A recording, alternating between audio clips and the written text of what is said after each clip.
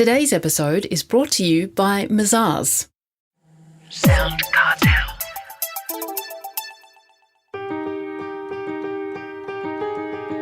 From SoundCartel, I'm Nicole Goodman, and this is Business Essentials Daily.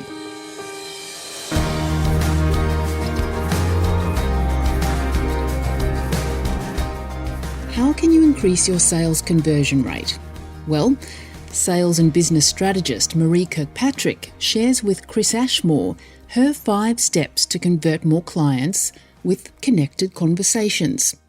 And the first one, she says, is understanding your client. What it is that they're looking for, where they've been in the past, what experiences they've had, what's worked, what hasn't worked, and really diving deep into what is it that they're really looking for. Not like that surface level stuff, diving deep and really understanding their needs, their wants, their desires, their fears, all of that sort of stuff. And so if you nail that part's probably 80% of your sale. And so if you nail that, 90% of the time you'll end up converting it if that's the only thing you end up doing really well in that sales process. But you've really got to uncover your client's needs, wants, and desires. And that is done by asking a whole heap of really great quality questions and not stopping asking questions until you're so clear that you know exactly what they're looking for and how you can help them. Right.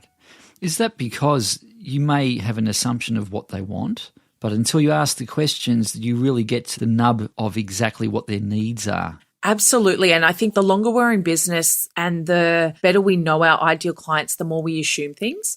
And our clients never want to feel like we're just another number. They want to know that their situation is unique and that you understand it. And so if you don't really dig in deep like that and you assume what it is that they think that they need, there's a resistance or a potential block when it comes to people buying from you. So never assume, always get them to talk through. There's also a psychology behind the sales process and things like that. And so the more people can articulate what it is that they're looking for, the easier it is for them to make a decision to work with you. Once you get that understanding, that then leads to pricing and packages. Isn't that something that's kind of set and forget? It can be. However, you want to make sure that your packages and your prices are tailored. That doesn't mean necessarily changing every time someone asks you for a specific product or service. It just means that you have your core base of your products and services, and the way that you sell it to people is tailored. So based on the answer to their questions, that is how you will talk about your packages and your prices. If they say that they're looking for support, then when you talk about your packages, you can have things like unlimited support, access 24/7, whatever that is that they're looking for, that will overcome one of their objections before it even comes up. You'll answer those questions in their mind as you go through. So the important thing is not to have one price, one package, but have several different iterations of that depending on the needs of the client. Absolutely. I'm sure we've all walked into GB Hi-Fi or places that sell TVs. There's never just one TV. They line them up, they compare them, they have the same picture, and you can really see the different qualities. As humans, we love the idea of choice, but not too many choices. So I always recommend to have 2 or 3 packages and pricing options. The more options you give people, the more overwhelmed they are. When you go to beautiful fancy restaurants, they will have 2 or 3 options under their entrees, 2 or 3 options under their mains, 2 or 3 options under their desserts. It allows people to make decisions quickly and effectively. Now, the third step can be quite daunting, and that is asking for the sale. How do you do that? So asking for the sale is one of those things that people feel like this is where the judgment comes in. They don't want to come across as pushy. They don't want to come across as being money hungry or anything like that. But asking for the sale can be as easy as, would you like to move forward? Would you like to book in a time? Would you like to work together? Whatever that is for you and your business or your service, or even if you're a product-based business, it can be something along the lines of, would you like me to package that beautiful handbag up for you and pop it into a bag or a box or gift wrap it or something along those lines? That's a form of asking for the sale. And if you don't ask for the sale, you don't allow people to give you the objections or any questions that they come up. They'll just go, okay, I'm just browsing, and it kind of fades into nothing. It can leave a empty space. And so if you ask for that sale, you'll be really clear on where people are at and what it is that you need to do to help them either make a great buying decision or go and find another option for themselves. The next step is objections. How do you handle that? So a lot of people will say that objections mean that someone doesn't want to buy.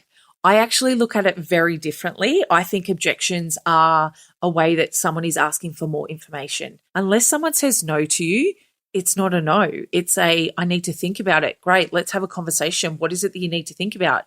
Is it that I've missed something? Is it that you're not sure whether this product or service is right for you? Or is it fair to say that it's just the price? And a lot of the time, people will put up a smoke screen and won't say it's the price. But as someone that's highly trained in sales, it's so good to ask whether it is the price, because there's ways you can work around that. Maybe you can offer them a smaller package. Maybe you can reduce a few things. There's always ways around it. If you offer discounts, that's totally up to you. But keep working through those objections and help them make that decision with you rather than them going away and thinking about it without you. Finally, there's onboarding. What is that exactly? And is that something a lot of businesses don't bother thinking about too much? Yeah, so onboarding, I believe, is where you actually create the amazing wow factor for your clients. Some businesses do it really well, other businesses don't. For example, when people come on and work with me, I send them a personalized package, a gift, a card to say, I'm really excited to be working with you. Thank you so much for choosing our business. Just creating that beautiful experience for them, because it's once someone has started working with you that then their referrals and their word of mouth and all that sort of stuff kicks in. That's when they go and talk to their friends about, hey, I've just started working with this awesome sales strategist, Maree, and this is what we've been doing so far. So you want to make sure that that onboarding process is seamless. It also allows you to reduce buyer's remorse if that ever kicks in for people where they go, oh, I've just spent a lot of money. I don't know if it's the right decision. Having your beautiful onboarding process can really reduce that and make the transition and the expectations for your clients to be a much better overall experience. So always make sure you've got an onboarding process. That was sales and business strategist Maree Kirkpatrick.